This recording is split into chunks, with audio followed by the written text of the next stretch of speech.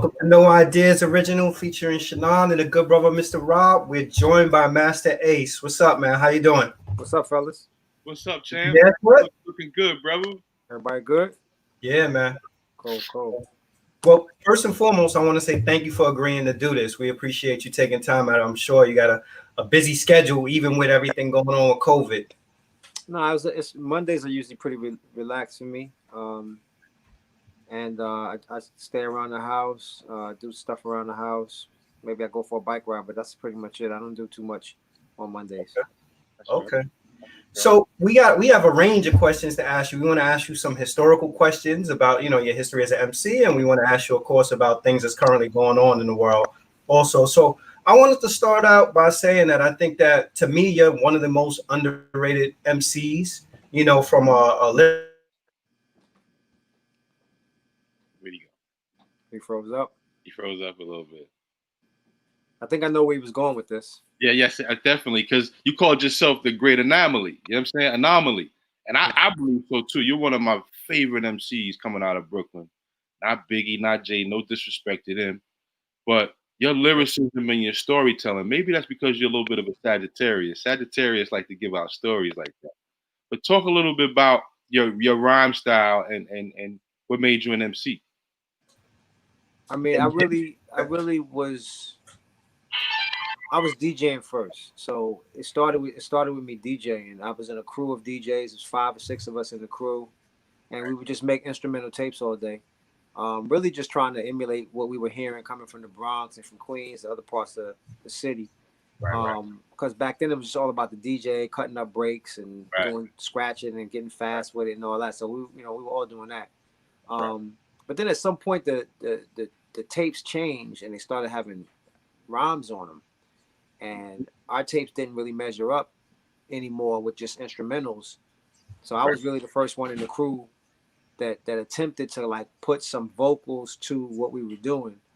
And what were some of those tapes that influenced you? With Cold Crush Brothers? It was Cold Crush was definitely in the mix. Treacherous 3. A lot of them were parties, like parties that were happening in the Bronx and Harlem, and people would record the whole party. So different artists would come up and perform their routines, their raps, and you would hear the crowd reaction and all of that stuff. And that was more exciting than just an instrumental tape. So, we like that. I like that. And so I said, well, I'll be the one to try to add some flavor to our tapes. And the first couple things I did was just really taking the rhymes that I heard on the tapes and changing them up and putting my name in them. But I wasn't really writing. I was just like, I'm going to take his name, I'll put my name in. And that's how it started, kind of, emulating what I was hearing. Correct. Yeah. I was saying before I broke up, though, I hear your musical influence in a lot of MCs. Today I think it was a award show. Maybe I think Eminem may have had on like a Masta Ace sitting on Chrome shirt or something like that and gave you a shout out. Do you feel that maybe because you were in a crew with Big Daddy Kane and Cool G Rap that people slept on your ability? I don't think it had anything to do with that. I just really, I sort of measure everything by New York standards. And so from a New York point of view, I never really had that New York record. Like a lot of my peers, even if it was just one song, they had that one undeniable New York banger that New York went crazy over. And throughout my career, I never really had that New York record. I had other regional records that popped in other regions, but not New York. So that's probably one of the reasons why I kind of get overlooked. And being on a label with all of these talented artists, you mentioned Kane and G-Rap, but you got to, mention Shan, mention Bismarcky, mention Roxanne Shante. It's pretty crowded over there trying to get in where you fit in and trying to, stand out from among so many artists that were popular artists. So that definitely had a lot to do with it. While the Juice Crew was really my launch point, it didn't give me the type of exposure that I probably needed that early in my career. Talk about how you met Marley Marl. I met Marley. Well, I won a rap contest at the skating rink in Queens, New York, called United States of America, and first prize was 6 hours of studio time. And the guy who ran the skating rink was like, "Well, you know, you're really good, man. I know Marley Marl, so I'm gonna pay him for the 6 hours and have you record with him." And so shout out to Gerald Waterman, who actually was the one who made that happen, because he could have just gave me the money and been like 6 hours at this studio or that studio. But he took it upon himself to specifically tell Marley that he was going to pay him for the studio time, and that's where I was going to go and record my 6 hours. And so I met Marley. I won the contest in December of that year, which would have been like 85, I guess. I won the contest in December, and then I didn't actually meet Marley until the following summer of 86, when I'd called his house probably 50, 60 times throughout that time, from the time I won the contest to the time I met him. I was calling his house.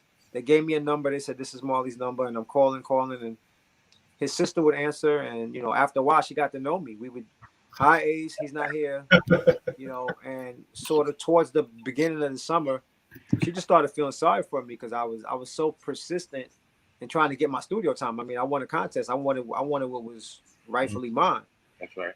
And so one day she was just like, "You know what? He don't live here, actually.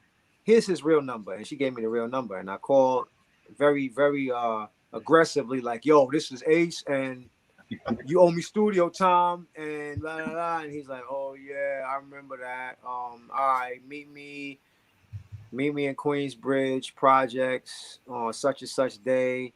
He's like, "Meet me at 1 o'clock in the afternoon." And I was like, "Bet." And I jumped on the train, rode out from Brooklyn out to Queens. I got there like 12. Like, he said 1, I was there at 12. You were prompt. Sitting on the bench. And he pulled up at like 6. Wow. Damn. Yeah, we were out there like 5 hours. I met Craig G that day. He saw us sitting on the bench and walked up and was like, "You guys waiting for Marley?" A lot of rappers be out here waiting for him. I figured that. And so we sat and talked with Craig for like probably 2 hours just about different stuff. And he's young. Craig was like 16, man, like a kid. Wow. We talked for a while, and then right around 6 o'clock, Marley comes pulling up. He's like, "There go Marley right there."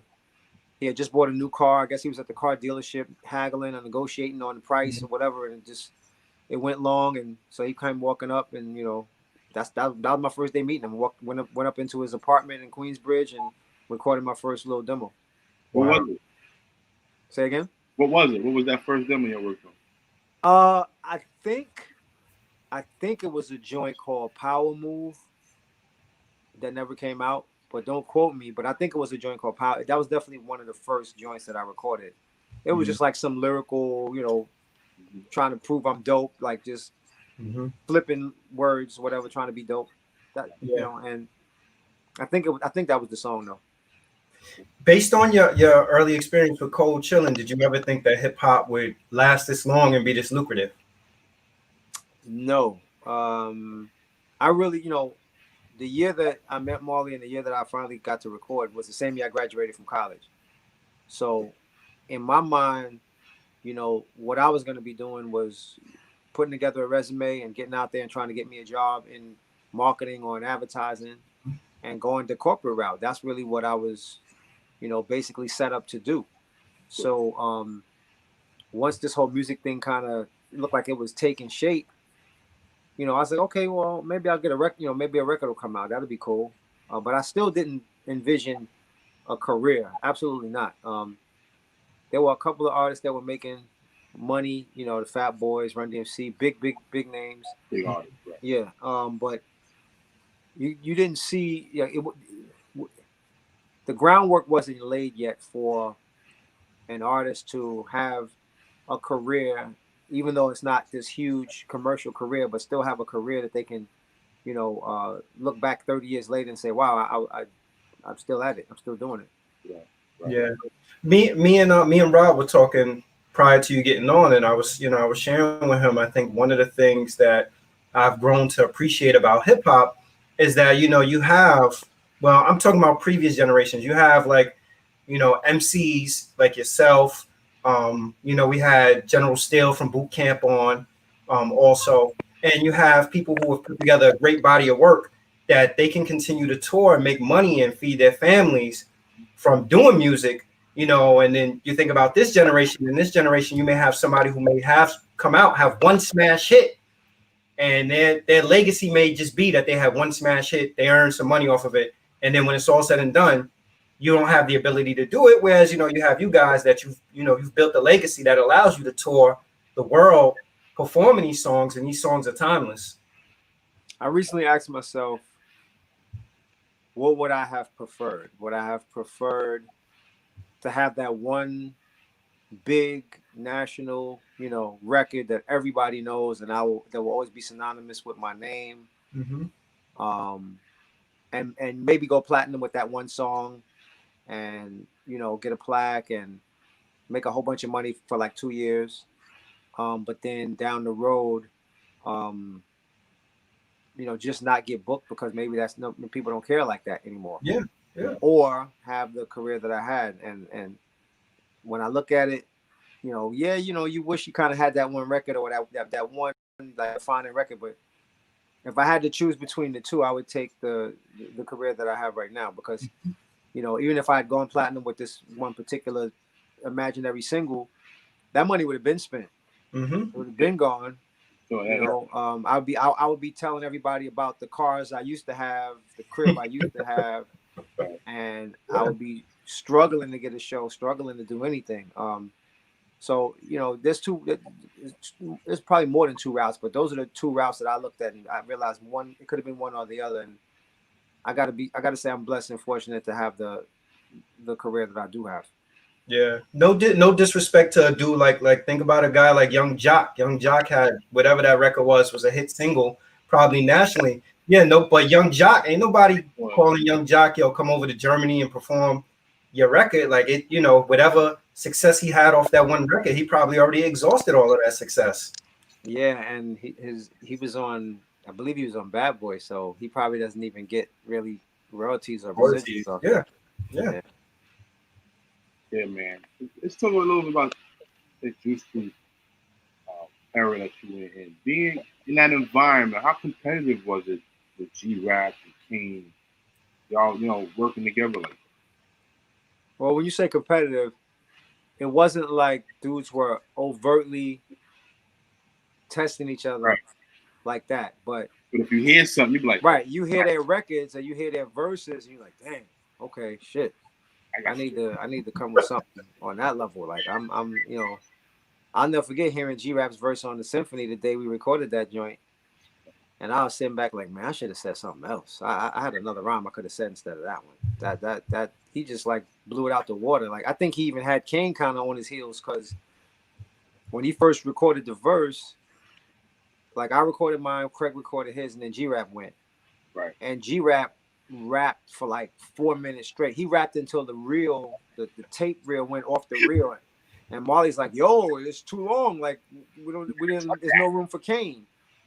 And after that long, I mean, he was murdering it, but I don't even know what that rhyme was to this day. I don't even know what rhyme he said, but it was some craziness. Right. So then after Marley's like, yo, you got to shorten it, G-Rap's like, I'll just say something else. And then he spit what we know as the verse. I mean, like, who has a crazy long rhyme like that that's ridiculous, and then has another joint that's even more ridiculous? Like, it's just so in your mind it's competitive because you realize what the bar is, and you're trying to make sure that you can measure up in some way to that bar. And those guys kept me sharp. They made me, you know, I had to prove my worth, bottom line. Back then you had to do that, man. You had to show and prove, man. So what do you think about the state of MCs today? I mean, that's good. There's still good MCs, man. There's still talented dudes that can rhyme. Like I love the fact that a young cat like for example, a YBN Corday, who my daughter put me on to. I didn't know him at all. I never heard of him. She's my daughter's 15, right? She came to me and was like, I want you to hear this rapper I really like. And she had never come to me and brought me an artist before. Like she had never come to me and said, I want you to hear something. That was her first time. So I was like, oh, okay, that different.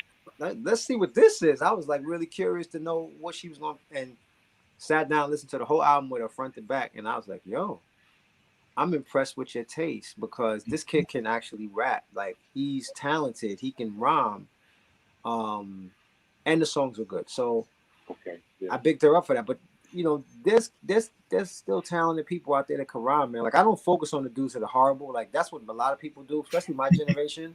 Yes, sir. They spend their whole time focusing on the guys that can't rap and how terrible they are. And in their minds, they start to create this idea that everybody's terrible. And that's not the case. Like there's plenty of talented dudes out there that can rhyme. Yeah. Since you've been involved in the music business, the music business has evolved, and also the business of making music has evolved. Can you talk a little bit about the difference in terms of process of what it was like before to make an album versus what it's like now to make an album? How royalties work back then, how royalties work now, and just any similarities or any differences you can share from past to present. I have no idea how royalties worked back then because I never got any. So I have no idea how those worked. But the process of making the music, you know, back then you had to go into a actual studio, like a room with a whole bunch of equipment. Half of it you didn't even know what it did, but it probably cost you $125, $150 an hour to be in that room.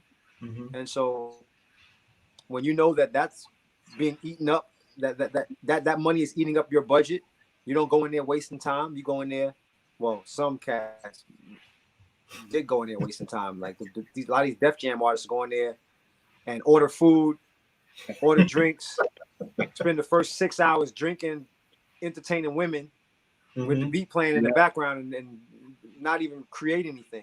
So I've heard those stories, but I wasn't one of those guys.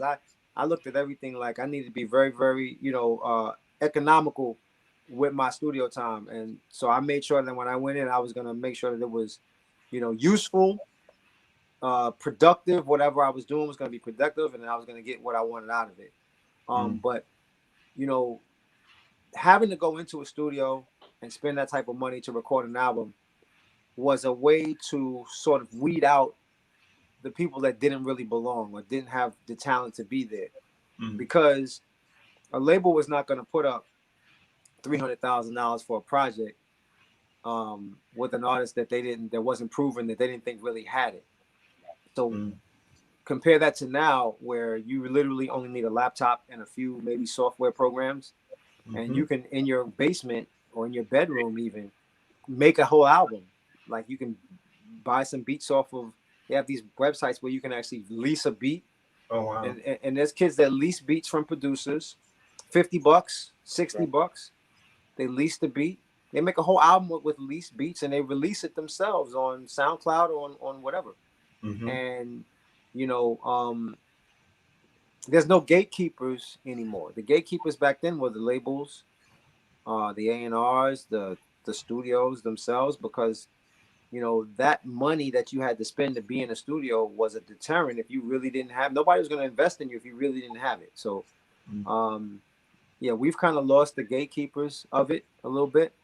It's kind of like open borders. I like to call it open borders. Anybody can just jump in the game and throw something together.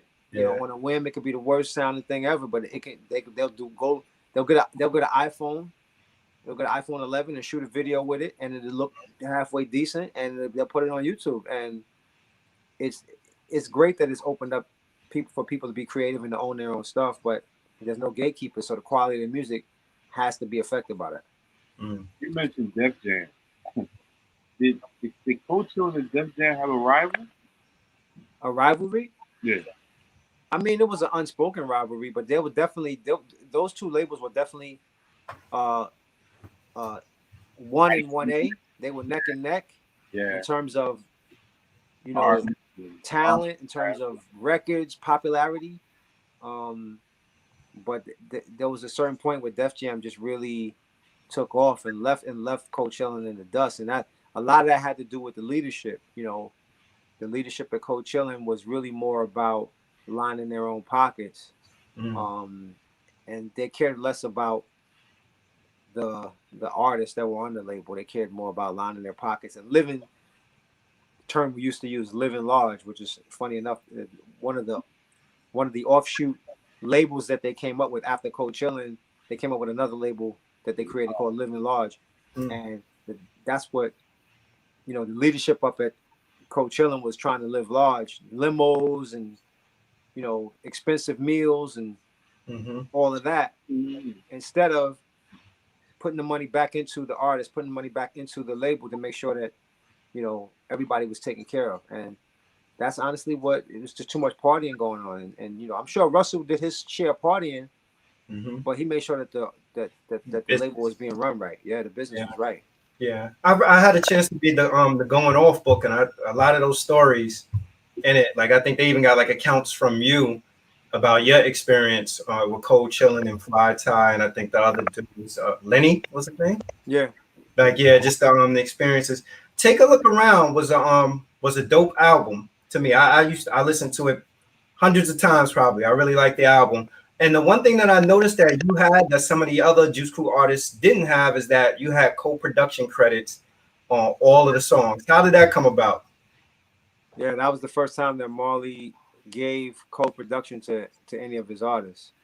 And it came about because he didn't give co-production credits to Big Daddy Kane, who definitely had co-produced his album, and he didn't give co-production credit to Biz Markie, who had definitely produced his album.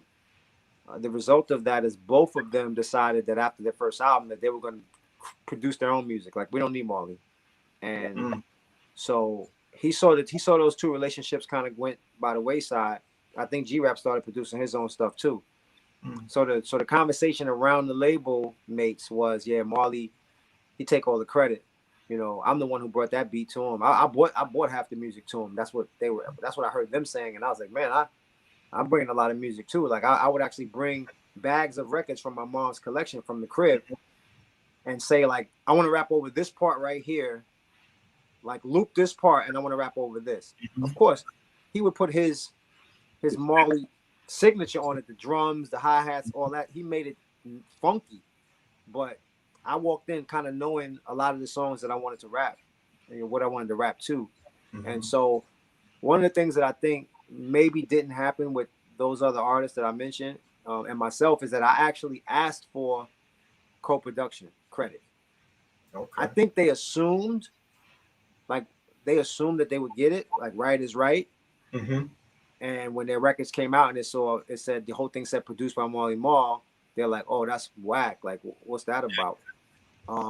And with me, I just straight up was like, yo, I feel like I should get co-production credit. And he was like, you're right.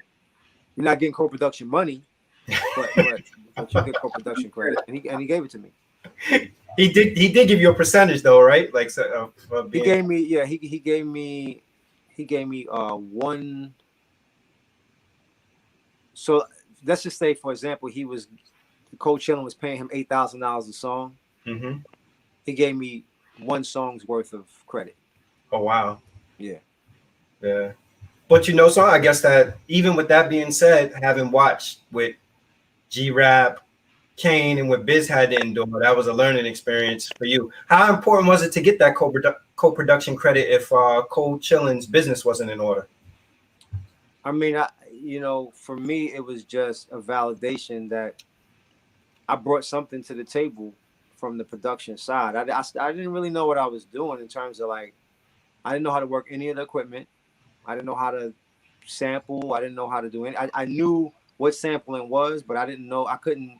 If he said, here's the machine, go do it, I wouldn't know what to do. But I asked a lot of questions, and I watched everything he did, every button. What does that do? Why'd you turn that knob? And I asked a lot of questions just to try to learn. So that by the time I got to my second album, Slaughterhouse, I at least had a clue on what I was trying to do and what I was doing. Nice. What's your stance on streaming versus wax or vinyl? I mean, I stream now, but that's just like that's the new thing. That's what we do now. But I always liked consuming physical music, like having the CD or having a piece of vinyl that you could kind of read the credits. Right. As you were listening to it, you could see oh, who's this person that's featured on the joint? Like you just kind of like read it. Right. Yeah, you're right. I miss that, and you know, I'm actually guilty of streaming. I say guilty of because I feel whack that I'm, you know, somebody's new album just dropped. Oh, word, boom, go right to Amazon and play it. Like I didn't buy their record. I'm listening to their album. I'm consuming their music, but I didn't actually pay for the music. Right. Yeah. And something about that feels wrong to me. But it makes me understand why these streaming companies pay so little to the artist. Like it's like an eighth of a penny or something like that per stream. It's like no money. Yeah. And you guys work so hard at creating, learning your craft, and putting too much. And I'm with you on that because I miss the fried chicken and popcorn when you hit the needle hits the, you know what I'm saying? I miss that. I miss that part of hip hop, man. Instead of just coming on, man. Yeah, it's a different day and age. I'm old school like that, man. I'm from that era where that was part of hip hop, man. Listening to the popcorn and the fried chicken coming on before the song come on. So I was serious about that. Is it true? Is it true that me and Biz came about because Biz missed the studio session and Marley was just like, forget it, leave the vocals? Well, he didn't miss the studio session. He refused to come to do the studio session because what I mentioned earlier, that rift had already started with Marley taking all the credit. And so Biz didn't want to. Biz like, nah, I'm not. You know, if you want to record it, bring the song to my studio. We'll do it here. And Marley's like, nah, we're not taking no music over there. We're gonna leave it how it is. Like I got caught. I'm a brand new artist. Like I got caught in the middle of their little feud or whatever, their little quarrel, and I was just trying not to rock the boat and just trying to get my album done, man. Yeah. I've heard MC Shan also have similar feedback in terms of Marley Marl and recording with Marley Marl and feeling like Marley Marl would take most of the credit, but that everybody else was contributing and doing an equal part as well. But I mean, I had an opportunity. I went to BB King's when you guys had like the Juice Crew reunion show, and it looked like from the outside looking at it, it looked like you guys were all in a good place, and it was a great show. Yeah, it was a fun night. It was first time in a really long time that all of us were in the same building together and backstage, you know, seeing each other and talking and hanging out and laughing. It was cool. It was a very cool night. Dope. Yeah. The symphony, greatest posse record, greatest. Well, I mean, to me, the greatest crew record of all time. Have you heard another record that made you say, like, damn, like this kind of rivals the symphony? This is a crew record that's as good as the symphony. I mean, there's a few dope ones. And the symphony is special because it's really kind of the first of its kind. Yeah. When you have 4 different solo artists being thrown on a record together. That wasn't happening really up until that point. So it was kind of the first of its kind, but you know, I like the posse cut, the 4 3 2 1 the LL did. I thought that was super dope. I like the Headbangers. That was dope too. There's a few dope ones, man. I consider Protect Your Neck, Wu-Tang Clan. I consider that a posse cut, and that definitely rivals, if not, you know, that definitely rivals the symphony in terms of dopeness. Yeah. The Master, let me ask you this. This might be off topic, but a little on topic. How important is imagination? Is what? Imagination. How important is the imagination? For me, it's vital. I think that to make records that captivate listeners and make listeners travel someplace, because you know, I feel like my job is to transport people someplace. It's very important that I have this imagination so that I can bring people on this journey with me wherever it is that I'm going. And a lot of the stuff that I write, people think that it's actual you know, circumstances going on, real scenarios, but they're really just coming from the mind. It's fictional scenarios that I've just imagined. Like one of the songs I think of is this. I have a song called Brooklyn Masala that's on my album A Long Hot Summer, and I can't tell you how many times I've been asked by fans, "Was that a true story about you meeting the girl?" And I was like, "Nah, I just came up with that." And they were like, "Really? It really sounds like a real story." And I was like, "I mean, it's completely fictional. It didn't happen. There's nothing like it ever happened before." And it amazes people, but that's what our job is, I think, anyway. Yeah. Well, I mean, it seems like you kind of, to me, you've made a lot of dope concept related albums. Like, is it important for you in putting your projects together now for it to be a concept album? Yeah, that's just part of that's the fun for me of making a record. Um, Once I started really, like, I kind of found my groove. I was doing concept albums ever since probably Slaughterhouse, but Mm-hmm. on Disposable Arts in 2001, that's where I really kind of found my groove, Mm-hmm. because I really finally figured out the formula of how to introduce the characters into the audience within the skits and within the framework of the whole entire album. And once I kind of figured out that formula, I was like, "Oh, I'm doing this every record. This is fun. I enjoy doing it. I enjoy writing the script, bringing in different people to do the voices of the characters, Mm-hmm. you know." And so it just became part of the fun process of making an album, not just making the songs, but actually creating these skits and creating, these interludes and the background sounds Mm-hmm. and stuff. Like, we actually would go and sample room noise, like a person talking in the room. We would go and record room noise Mm. and then add that to the conversation, because it needed to sound like they were in a room, not in an actual studio booth. So Yeah. some of those, like, little tiny, if you really listen to the skits in headphones, you can hear some of the kind of little background cool things that happen. Like, there's one skit, I forget which album, where a car drives by while the people are talking with a booming system, and the car drives by playing. It's like I think it's EMC album, and a car actually drives by playing another EMC record from a previous project. And, like, if you're just focused on what the character's saying, you miss that. But if you really get into it and you're listening and you listen to the car going by playing this, like, that's purposely placed like that for a reason. And Yeah. it's to intrigue those people that want to get deeper than just the songs. Yeah. Positive Energy in the chat says Disposable Arts is one of the most underrated albums in hip hop. It was a classic. It's my favorite album of mine, for whatever that's worth. Yeah. And that album came off a little bit of a layoff, correct? When you came up with that album? Yeah, that was a very big layoff. I was off for 4.5 years. I kind of was in a place before that album that I wasn't going to do music anymore. I really felt like, I had run my course, and I was really disenchanted with the whole game. I wanted to see if I could maybe just produce for other people, maybe get a job at a record label and just kind of try to change the game from within.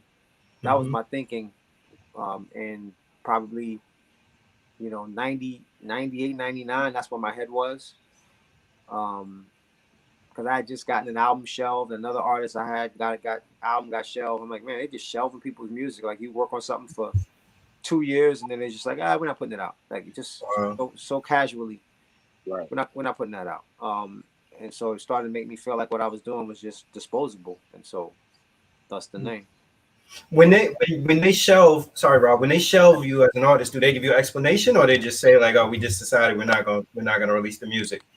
Well, kind of what the explanation is, because you've had meetings that led up to that moment, and in those meetings, I was being told, you need to really come with some really more R&B kind of heavier joints with singing on them, and you need to, it was suggested that I should get Changing Faces on a song. I should get Brian McKnight on a song. Like, these are the kinds of suggestions that were being made by the label. And,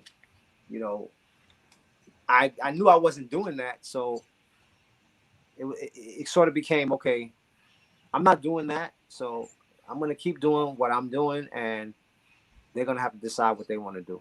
and they That, made their that was decision. kind of an era where you had Mary merging with everyone. You had all these R&B groups merging with hip hop or rap groups making these songs. So That was the Bad Boy era. Bad Boy was like Mm-hmm. 90, 98, 99, 2000. Bad Boy was like killing the airways with all this R&B laden hip hop.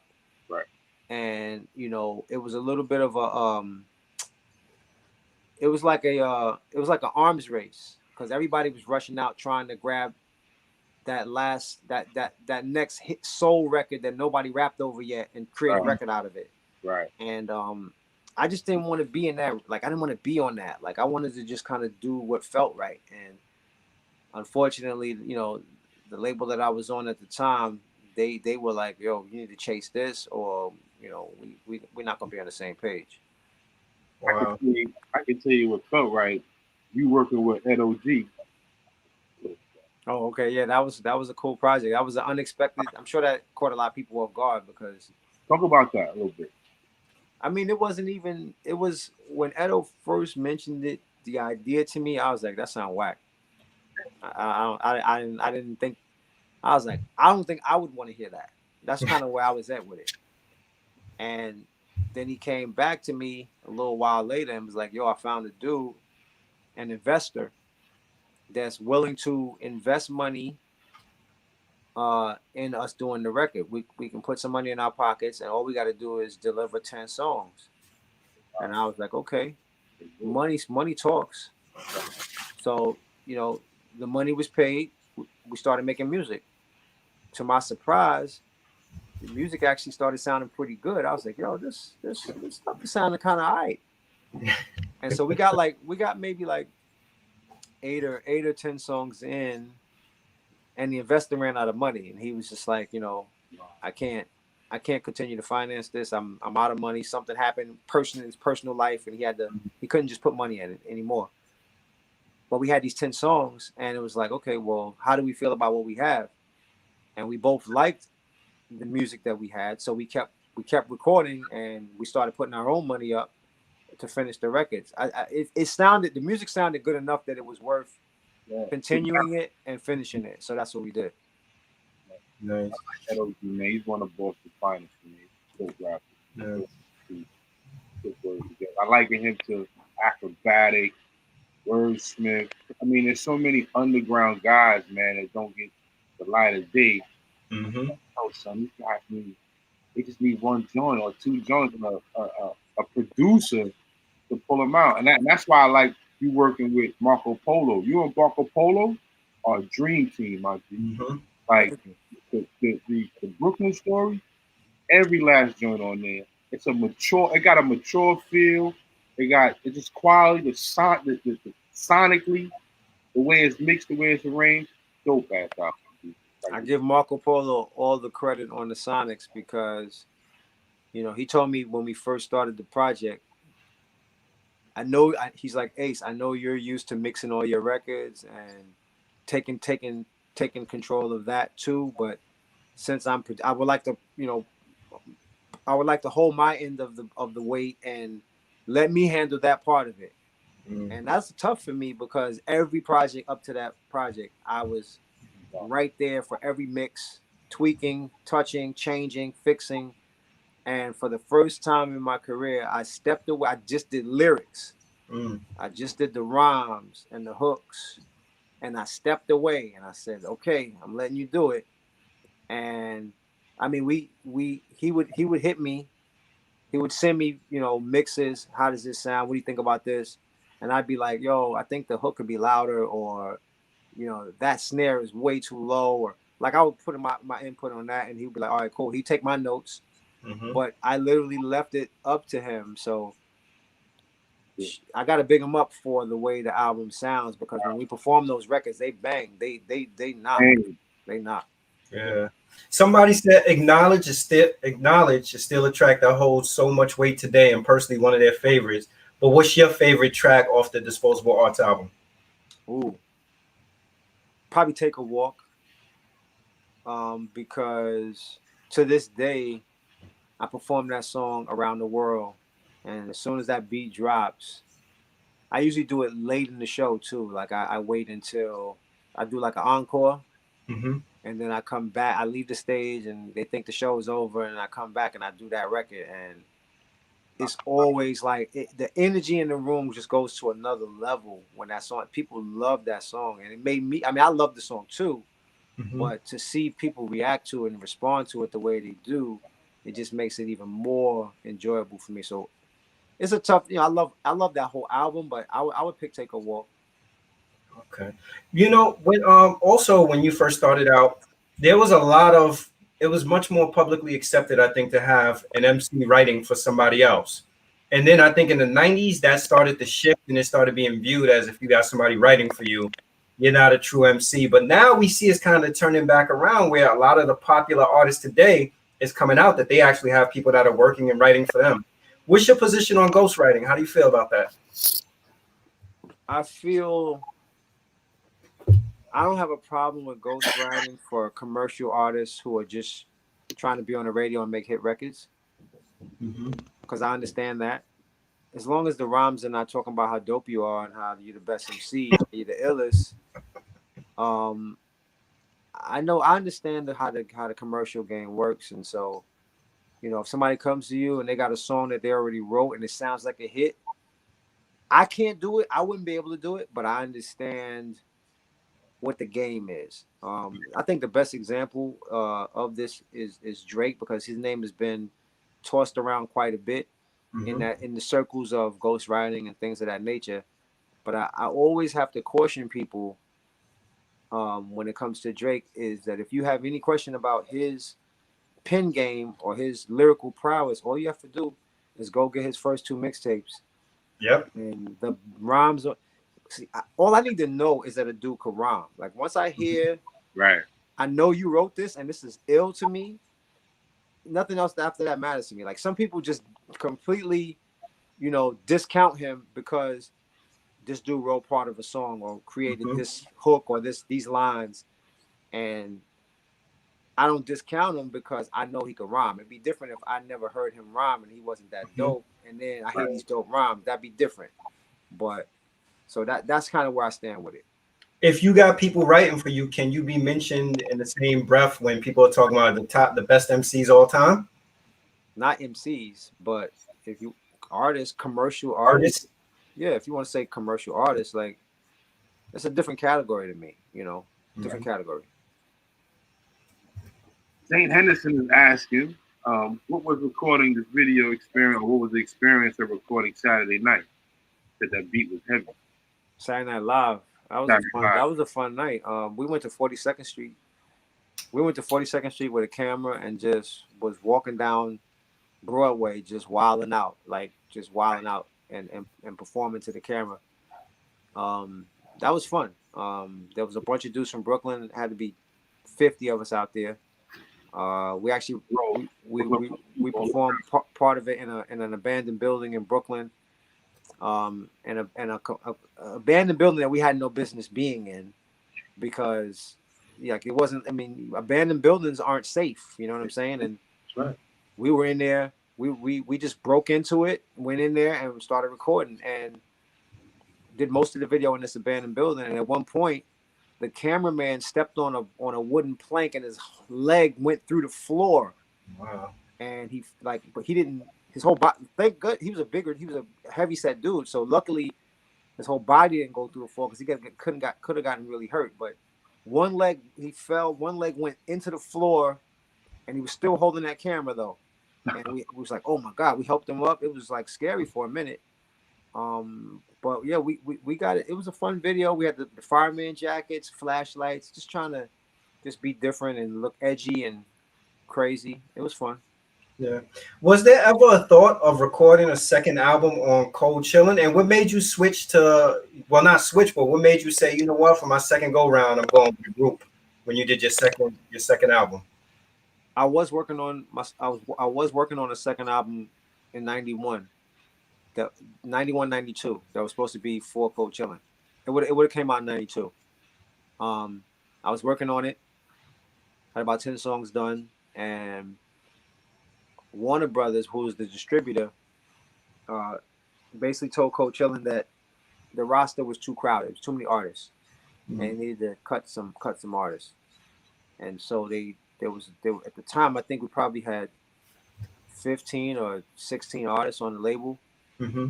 So they basically listed every artist 1 through 16, and they drew a line, and they were like, everybody above this line you can keep, everybody below this line you got to figure something else out with. Mm-hmm. I saw that list. My name was right below the line. Wow. And so Cold Chillin's plan was, oh, we're just gonna put your album out on Prism. on Prism. Yeah. And I was like, I don't want to be on Prism is for singles. Like I'm not. I immediately told my manager, yo, get me out of here. Like figure something out.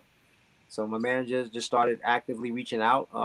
He had some interest from a label in Philly called Rough House Records, Mm-hmm. and they actually were very interested in the Delicious Vinyl. So it was between the two of those labels, and I could have gone either way. I went Delicious because they had already had a track record of hit artists. By the time I was there, they had Tone Loc on platinum, Young MC was platinum, Mm-hmm. Brand New Heavies was gold. So to me, like they were more on the uptick. So we went with Delicious Vinyl, which was based in Hollywood, LA. And it wound up being a good run, good relationship. I love the fact that I could just go up to the label and I knew everybody. I knew the president. I knew this, I knew everybody, and we could just go up there and use the phones. Back then there was no cell phones, so we would go to the label to call girls, and yo, meet me at the hotel, whatever. We would just burn their phone. We would burn their phones up. But it was just a good home. It's like being at your crib. I love that. I like that vibe. So I felt at home there. I enjoyed it. My time there, two albums worth, and it was the right move for me. Yeah, I'm trying to think of the 8 artists that Cold, 7 or 8 artists that Cold Chillin would have had that would have come before you. Because I can give you the list. I might have the numbers up. So it was MC Shan. These are the people that they were allowed to keep. MC Shan, Big Daddy Kane, Biz Markie, Roxanne Shante, Coogee Rap and Polo, Granddaddy IU. And then below the line was myself, The Genius, also known as Jizza from Wu-Tang Clan, Kid Capri, Diamond Shell.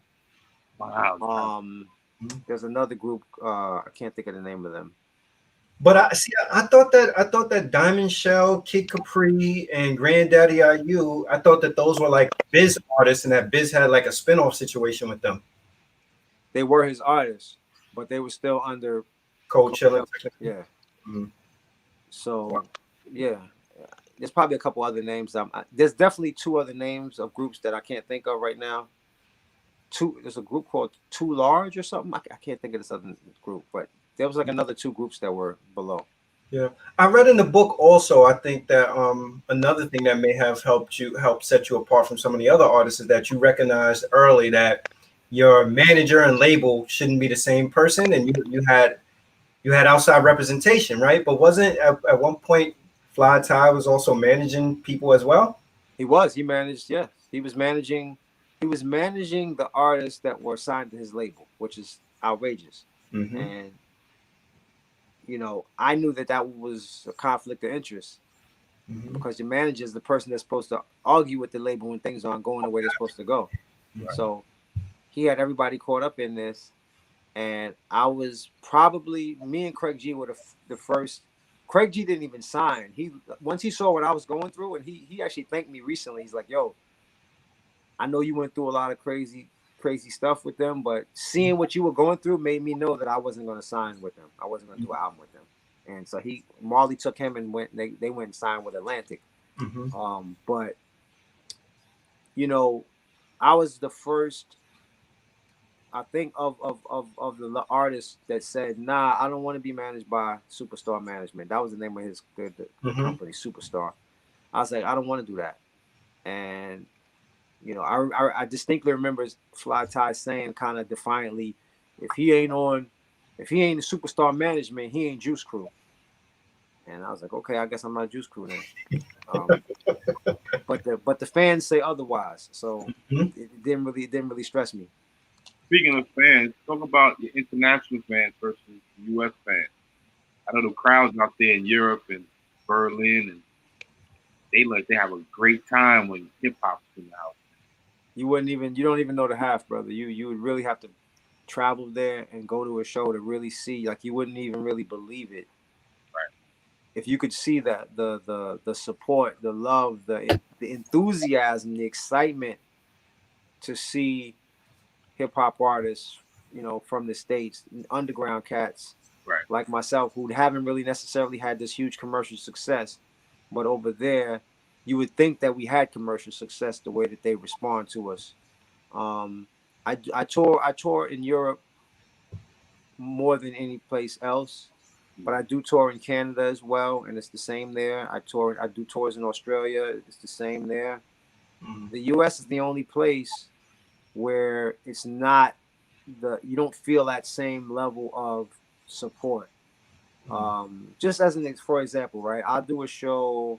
I'll put together like a little mini tour in the US where we do like 6 cities or whatever, and each night, you might get, on a good night, you get 100 people. Wow. On most nights, it's less than 100 people. Some shows 60, some shows 40, some shows 30 people. And so, as an artist, that can start to mess with your psyche a little bit. Like, damn, like nobody's really, I'm not popping at all. Like, nobody's, look at this. This is crazy. And I've done recent shows in the US with less people than that. 20 people. But I travel outside of the United States. I'll just use Europe as an example. If I have a show in Berlin, I walk in the room, promoter, I go to sound check, promoter's like, oh, the show sold out. We got 550 tickets sold. I walk in the spot, it's ram packed. You can't even get to the backstage, it's so crowded. I get on stage and everybody knows every song, and everybody's singing along. And it's because of Europe and Australia and Canada that I feel validated, because, and maybe they're not messing with me like that here, but they're messing with me somewhere, and that's what keeps me going. Yeah. What do you attribute that to, though? Like the U.S. response versus when you leave the country? Because the U.S. is such a commercialized market. It's so commercialized that our fans believe that if it's not on the radio, if it's not on TV, it doesn't exist. Program. Yes, and it's not like that in Europe. They don't have the same. They have commercial radio stations, but they play like pop songs and techno and stuff like that. So the fans actually seek out the music. They back then it was Napster, but they seek it out, they find it, and they listen to it, and they enjoy it, and then they come to the shows, and then they buy your merch. Like, there's a different level of support. And so I run into people all the time in the US. They recognize me. They're like, "Oh, shoot, Masta Ace, yo, man. When I remember that Me and the Biz song, man. That was a good song, man." I'm like, "Thanks. I put out a few records since then. Oh yeah, I didn't know you were still doing music." It's like, brother, I got 11 albums. What? Get out of here. Yeah. If it's not on the radio, it doesn't exist here. Yeah, we were talking also a little bit earlier, and I was saying to Rob, I kind of feel like in the U.S., the difference for me between the U.S. and other countries is that in the U.S. it's become so commercialized that it's rap, whereas you go to these other countries and you see hip hop in its purest form. Like, you see the vinyl, you see people still walking around with cassette CDs, you see people interested in the merch, you see people who seek out the music. You see people who know about the culture, from breakdancing to graffiti and all that. But for us in the U.S., it just feels like in the U.S. it's about whatever's playing on the radio, whatever's hot. That's it. You pretty much hit the nail on the head, brother. That's exactly what it is. That's unfortunate. I think we need more hip hop collabos, man. Because, like I said, you and Marco Polo are just like the dream team. Are you looking forward to working with any, or is there any other producers you would love to work with that you haven't worked with? Well, me and Mark are doing another record, so that's Nice. next on the menu. He's actually already given me probably 10 to 12 beats that I have to write to. I haven't written to any of them yet. Because I always wait for the inspiration. I don't just force write. Like I hate that. I don't write my best when I'm force writing. So I just wait for the inspiration. It's gonna come from somewhere. I don't know when and where it happens, but it happens when it happens. And once I get that first inspiration, then I'm off and running, and I start writing like crazy. You got 12 bangers? All the beats are excellent. Like I'm very picky, so if you like the beats on the last record, you know I'm very selective. I turned a lot of joints down that you probably would say were bangers that I was like, nah, that ain't. I mean, that's dope, but that's not for me. It don't speak to you. Yeah. Yeah, it doesn't speak to you. Just to switch gears, let me ask you, get your opinion on some of the stuff that's currently going on in the world. Right now, of course, everybody is kind of in an uproar in terms of the Joe Biden and Kamala Harris ticket. And you have some people who say that they don't want to vote for Trump, but they don't want to vote for Joe Biden either because of Joe Biden and Kamala Harris's record on criminal reform.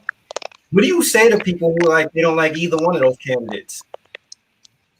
I say to anybody that's listening to this broadcast or will see this broadcast at a later date that doesn't like Donald Trump being president,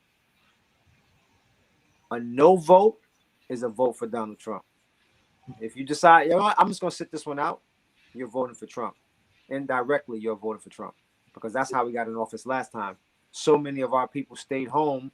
We were just so satisfied with the fact that hey, we had Barack Obama for 8 years, so we good, we good. And by staying home and not continuing to be involved in the electoral process, we indirectly let Trump walk in the door. Mm-hmm. And if they're going to get caught up on Harris's record and her criminal justice record and Biden's flubs or whatever they don't like about Biden, just be clear. If you stay home and don't vote, you're voting for Trump. Yeah. The other thing I want to ask you is that, right now is a very sensitive time in our country. Well, I would say throughout the world with Black Lives Matter. And one of the things that's been coming up recently is that people use inner city violence to sort of deflect from the message of Black Lives Matter. So, as a person, I grew up in the Bronx, so I know inner city violence exists. And I purposely say inner city violence because to me, the terminology, when you start talking about black on black crime, I view crime as being more so about opportunity. Like if you live around white people and it's predominantly white people around and you commit crimes, you're going to commit crimes against white people. So we never hear the terminology white on white crime.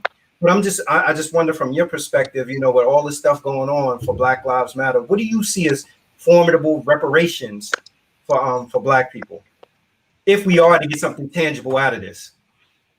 I mean, wow, that's a very loaded question when you talk about reparations, because the United States has not yet come to terms with their original sin, which was slavery and the enslavement of Black people. And the United States is not prepared or ready to own up to the condition that Black America is in, is still connected to what was done so many years ago.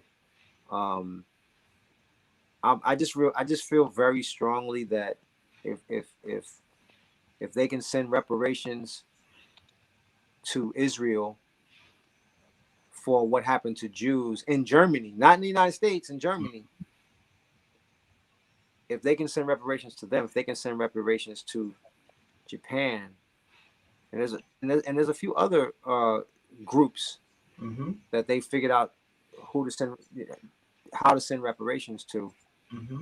It's imperative that they figure something out. Now, what form that is, I don't know what form that is, but it certainly, and to be honest with you, whatever they come up with, it's not gonna in any way make up for what has been done. But at least it can start, hopefully, to repair some lives. I was actually with a friend yesterday, and we were at a marina.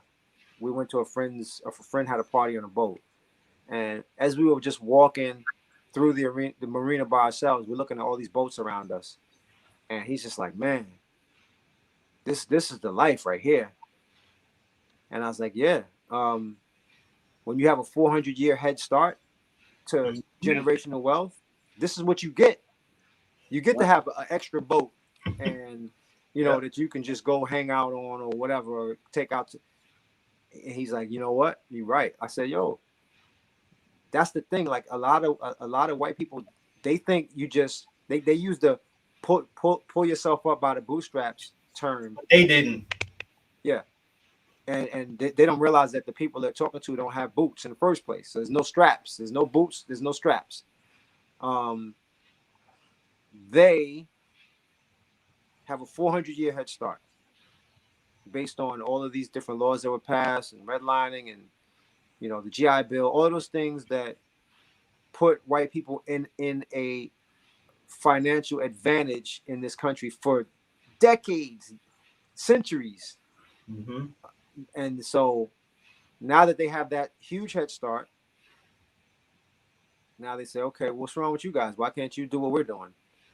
And they'll like to point to certain wealthy or rich black people. Oprah Winfrey, oh, look at her. Look what she did. She's a poor girl from whatever, from Chicago, whatever. Man, please, like, you want to point to one or two rich black people and tell me that that's the example? It's not the example when education is not up to par for our people. Right. When our kids are in the worst schools, horrible teachers, horrible education, we don't have a shot at this thing. The way if things stay the way they are. So I know it was a long, drawn out answer, but I don't know what form of reparations. I think I heard a great suggestion. I don't remember where I heard it. Is that black students should go to college for free. I agree. That would be a great first step. Right. A great first step. I mean, that's just a first step. But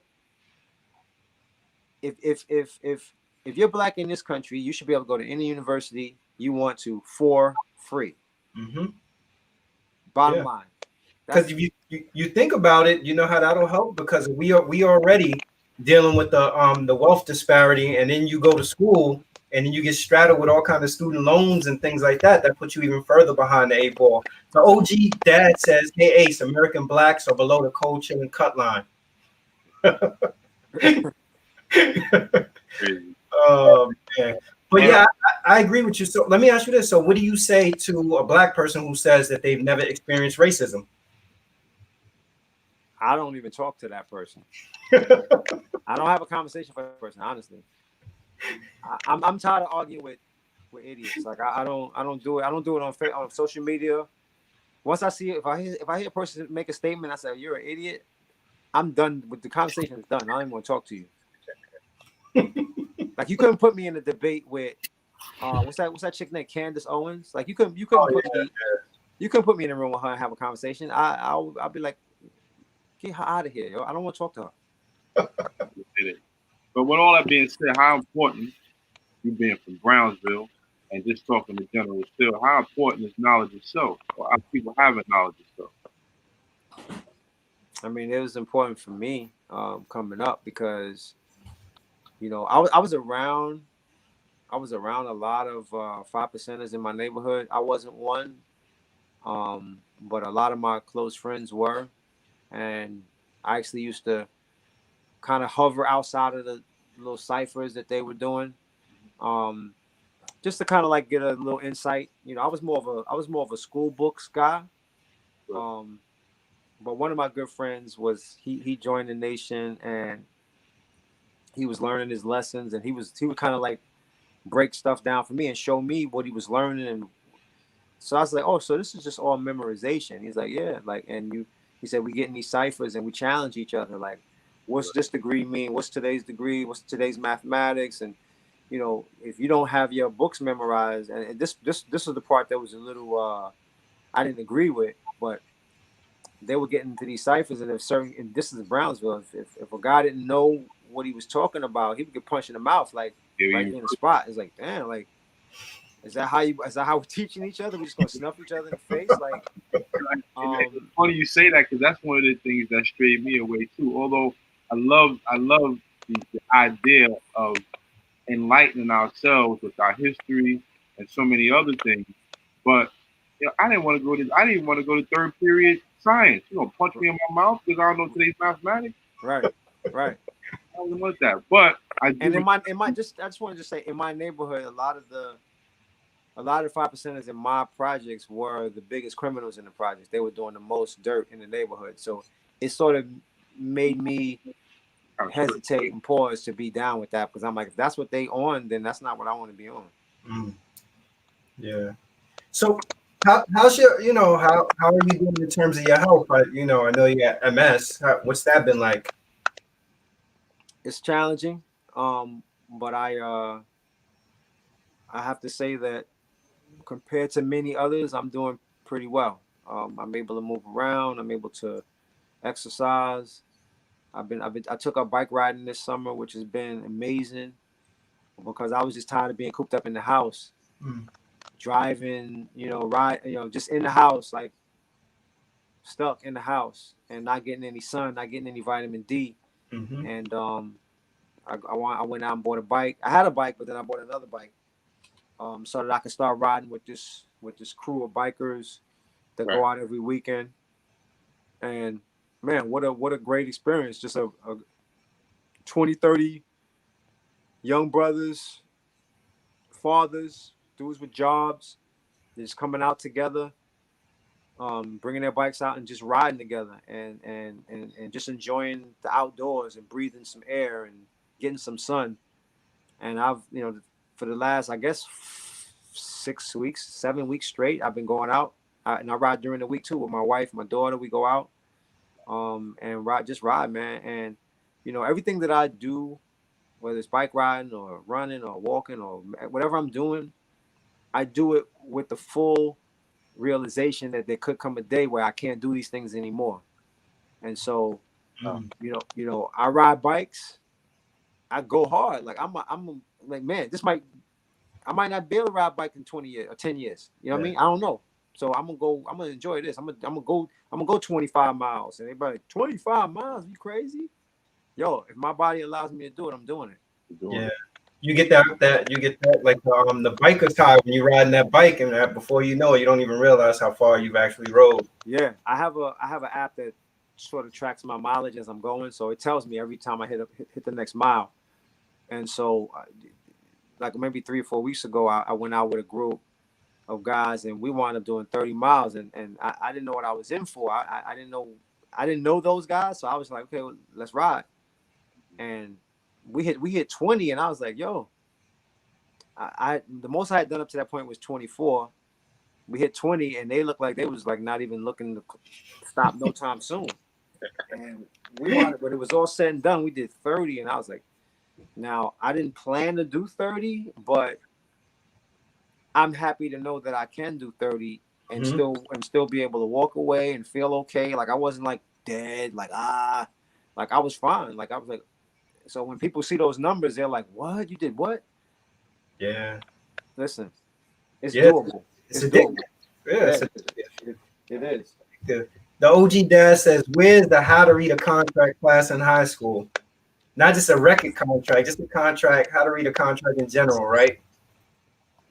I mean, that would have been a very, very helpful class for me in high school, because I didn't really know what I was signing or what I was looking at when I signed with Cold Chillin, and I think they knew I didn't know. So I kind of got duped a little bit, like a lot of us did at that time. Yeah. It comes with the territory, I guess. You're gonna get burned on your first contract if you don't really know what you're doing. Did you know how the big homie business doing? I heard he was in high school. Say that again. You know how the big homie business doing? Improving. He's improving. That's all I know. I'm happy to hear that. Yeah. Zane Henderson says, "What up with Lord Digger?" I don't know. I'm sure he's on Facebook or something. That's his favorite place to be. So, but I don't know what he's up to. There you go. So what was it like going from Brooklyn to Rhode Island? Because you went to college in Rhode Island, right? Yeah, it was culture shock. Yeah. Be honest with you, major culture shock. Nothing in Rhode I mean, Island. I went to high school with white students, so it wasn't like a total foreign situation. But you know, I was in a football team. My high school was probably, by the time I graduated, my high school was probably 40%, 35, 40% black. So we were well represented in the building. And I got to Rhode Island, and the campus was 95% white, and then it was like 2%, 2 or 3% black, and the rest was other. And I was like, it was more than I was ready for.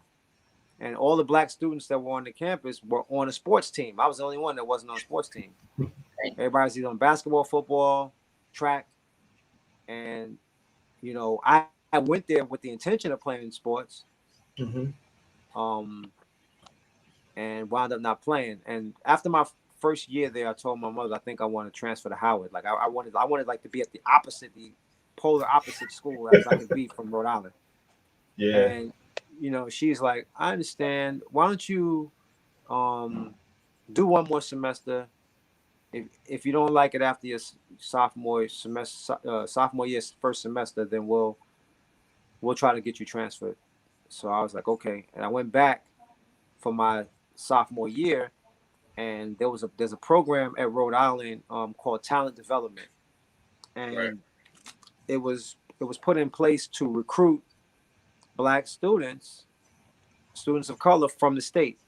And so that year they had this influx of about 40 or 50 students of color came to the school. From Providence? From Providence, from Warwick, just the surrounding around the school cities. And that's really all I needed, like, was to just see a little bit of me. And once I saw a little bit of me, I felt more comfortable. We kind of had our own little table in the cafeteria that we would all, you know, sit at and talk and crack jokes, and it just was a more comfortable vibe after that. And I wound up doing all 4 years there, really because of talent development, recruiting the people that they brought in. So by the time it came time for you to leave, what was the ratio then? Oh, white. It didn't make a dent. It probably went from 95 to 92%. Wow. Yeah. But still, like I said, I knew I just had more. I made more relationships, and I had more friends than I had that first year. Where I kind of felt like a fish out of water.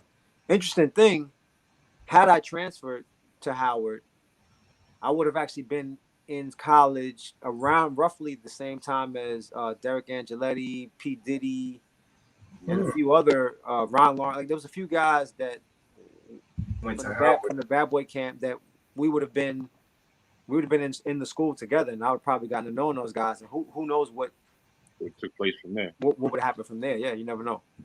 Yeah. Bradford Waddell says, "What was the energy like on the set of the video shoot for the symphony? That's one of his all-time favorites." Oh, the energy for the video shoot for me, it was exciting. It was my first video. I'd never been on a video set. I'd never been in a video. I didn't know anything. I was just there.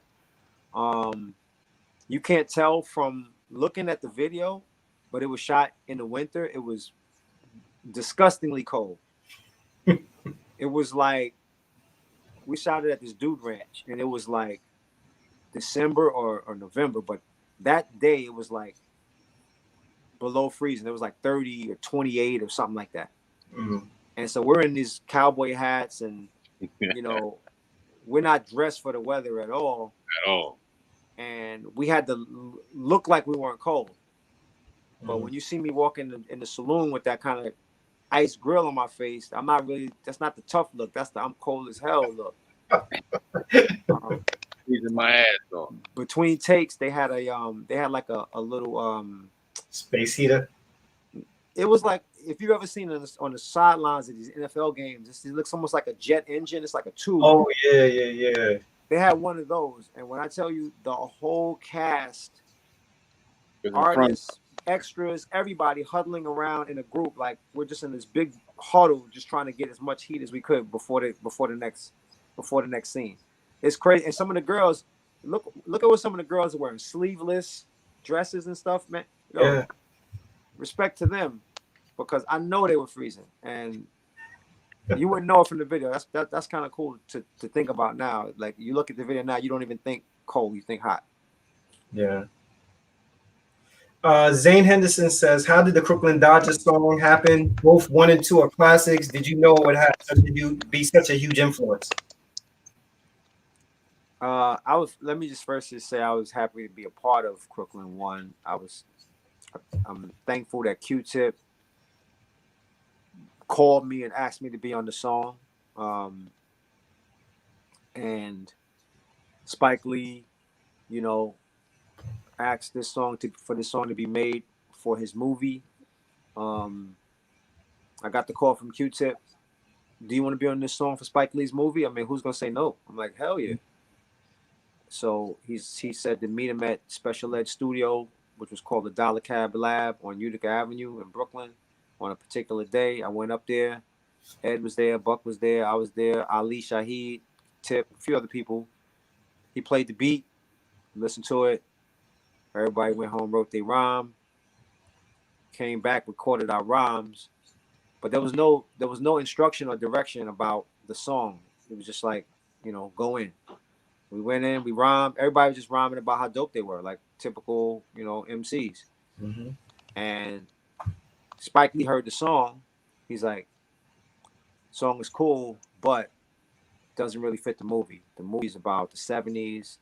It's about this family. And then he's like, you know what? I'm going to have a screening. And he put together a private screening for about 25 people, us included, for us to watch the movie from beginning to end. It's like months before it hit the theaters. And then he's like, okay, now that you've seen the movie, now go back and rewrite your rhymes. So we all went back with that mindset of, okay, 70s. So that's why I'm referencing all of these 70s TV shows, and right. But we needed to see the movie first to understand what we needed to write about. And so you get the rhymes that you have on the song, but there's another version of that song with completely different rhymes, which I believe I have it on a cassette somewhere in a box or a bin. It's not labeled, so good luck finding it. It's somewhere in this house, though.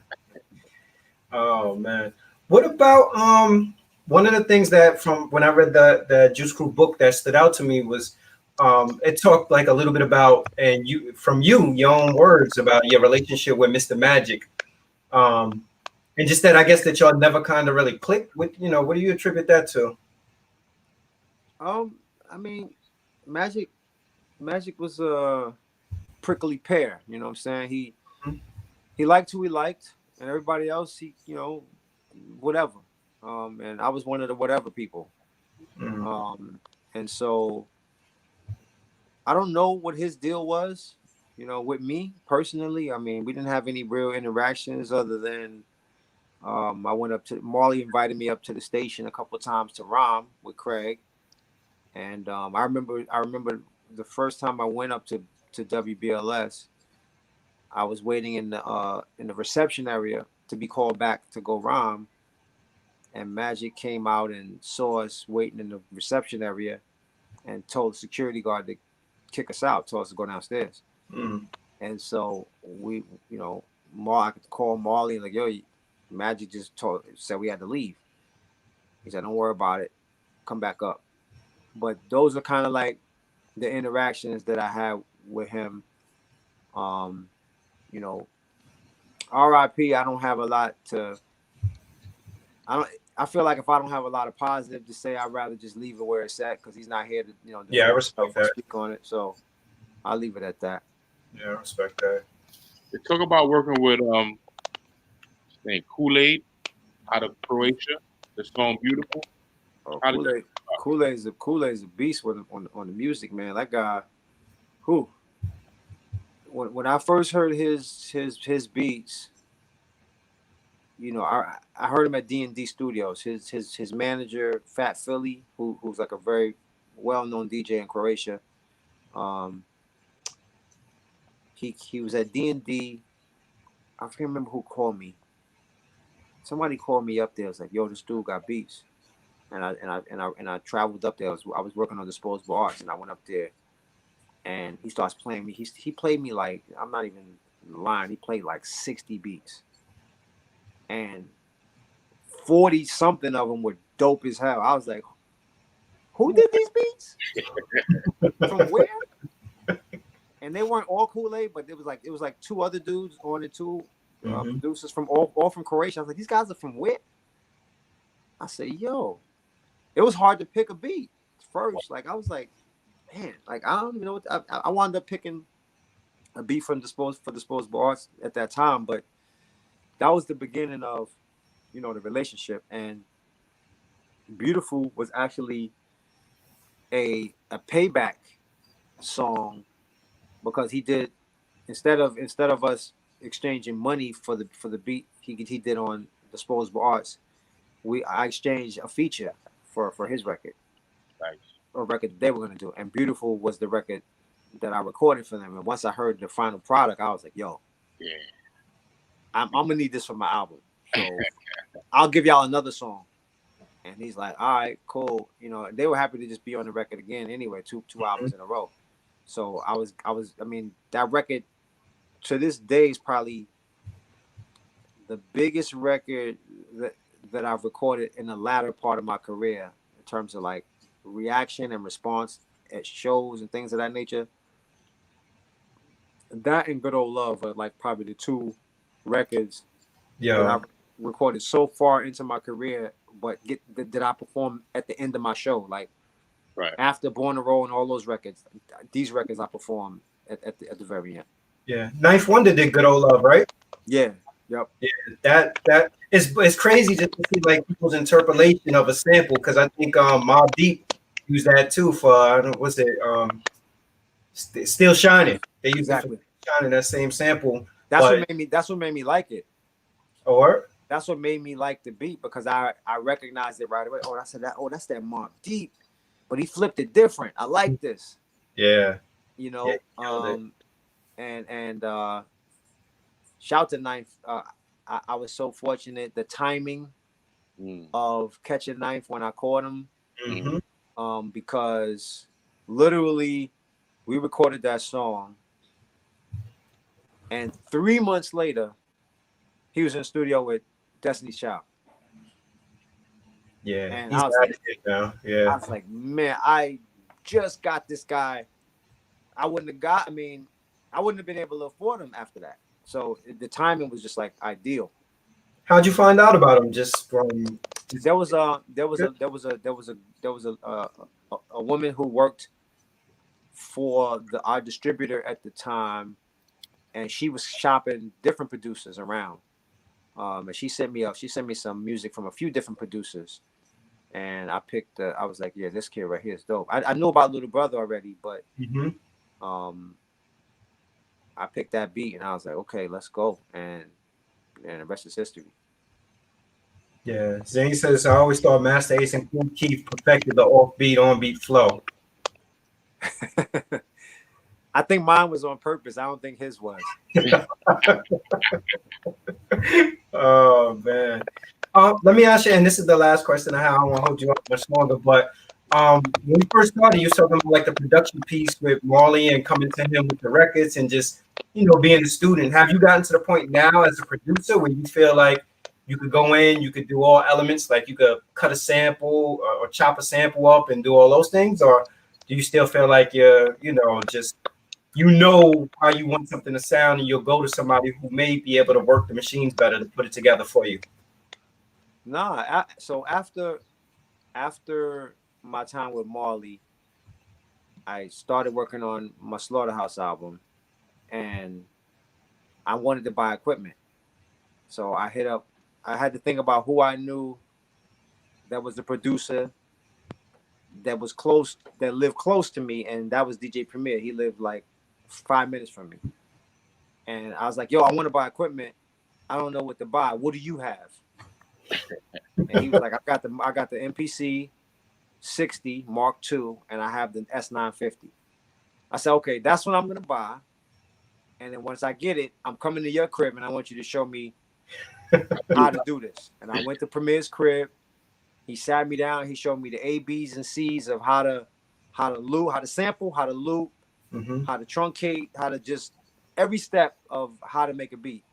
And then he said, okay, now you know how to do it. He said, I'm not telling you what to sample or what music to use. That's on you. I said, I got it. I'm gone. And from that day, I started making beats like myself. And so if you look at the credits on my albums, like Slaughterhouse was a lot like co-production stuff. I don't think I did any straight up beats on Slaughterhouse, but I always add to those beats that were there. It wasn't until the Sitting on Chrome album, I produced almost the whole entire album. If you look at the credits, I produced all of the singles, INC Ride, Born to Roll, Sitting on Chrome, and a bunch of the other album cuts were produced by me. I was in my groove. You know, For the Mind with Cellar Dwellers, like all those joints were joints that I would like, some of my early first beats that I made, but I was still learning the equipment. And yeah, man, I mean, now it's been a while, so I would need a serious refresher course. My stuff's been in my equipment's been in boxes ever since the studio, our second bedroom, the studio room became the baby's room. So my daughter turned 16 this year, so that's how long my stuff's been in boxes. Wow. So what's next for Masta Ace? I'm writing a musical. I'm probably halfway. I mean, I have a script. I'm working on the songs right now, which has been interesting to create songs for a musical, because I'm learning that as an MC, where you maybe have a little bit of freedom with where you go with the lines and you can kind of bounce around.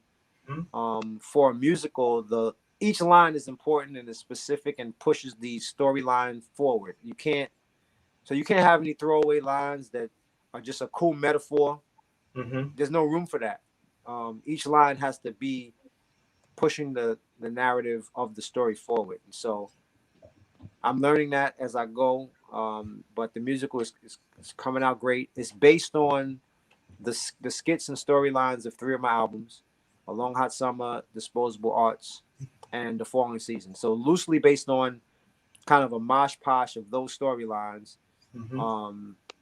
I have a script that's still needs a lot of tweaking, but we had a table read in early March. We had actors actually come in and sit down and read through the entire script as if they were playing these roles, just so we could hear what it sounded like. But it's coming out really, really, really great. I got some really dope music from some really incredible producers, and man, I'm excited about this final product when it gets there. We're not there yet, but it's coming a lot. It's coming. I was actually working on it before we got on this call, working on one of the songs. Yeah. No, I definitely see that for you. As we was talking earlier, I was thinking like, damn, he should write a screenplay. Like, I think that's right up your alley with those skits and the concept albums. But again, man, I want to thank you for agreeing to come on and do this. As you can see, well, I don't know if you can see the chat, but people in the chat, wonderful things to say about you. To me, you're MC's MC. Like if you go to the people that's real MCs and ask them, who's one of your influences, you'll hear them say Masta Ace. I've heard freestyles that you've done, different things like that, and props where props is due, brother. I appreciate it. And I appreciate you spelling Master with the A, because as a young guy, I was adoring that name. And when I seen how you spelled it, I said, I'm spelling my name just like that, son. That's dope. Yeah, I wanted to drop that ER from the Cold Chillin days. Yeah. I don't want no memories of those days. God bless you, brother. Take care of your health. Peace. Appreciate it. So there you have it. Masta Ace on the check-in. Brooklyn, baby. Yeah, like, comment, subscribe. You know, we're going to continue to keep bringing you quality interviews. Masta Ace, if you haven't had an opportunity to listen to Masta Ace catalog and you're a hip hop fan, I strongly encourage you to go back and listen. I would listen all the way from the start, from Take a Look Around. I thought it was a great album. All the way to Brooklyn, man. Brooklyn Story is a dope. Yeah, Slaughterhouse, you know, to the Sitting on Chrome, Disposable Arts. I think Positive Energy said the Disposable Arts classic album. From Disposable Arts, he had the Long Hot Summer, then, you know, Fall and Season, like classic album after classic album, great content. You know, he's somebody who's really in the pocket. I think that knows who he is as the MC. He's a, you know, a dope storyteller too. Yeah, and I honestly feel that, you know, having been in the crew with Big Daddy Kane and Cool G Rap, that's the reason why I asked him that.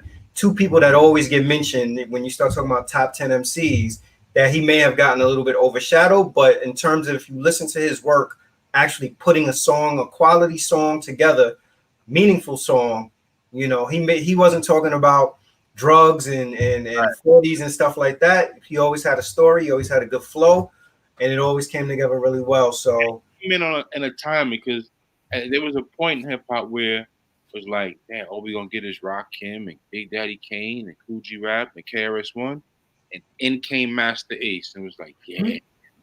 And it seemed a little younger too, so it was like, yeah, this is the new generation right there.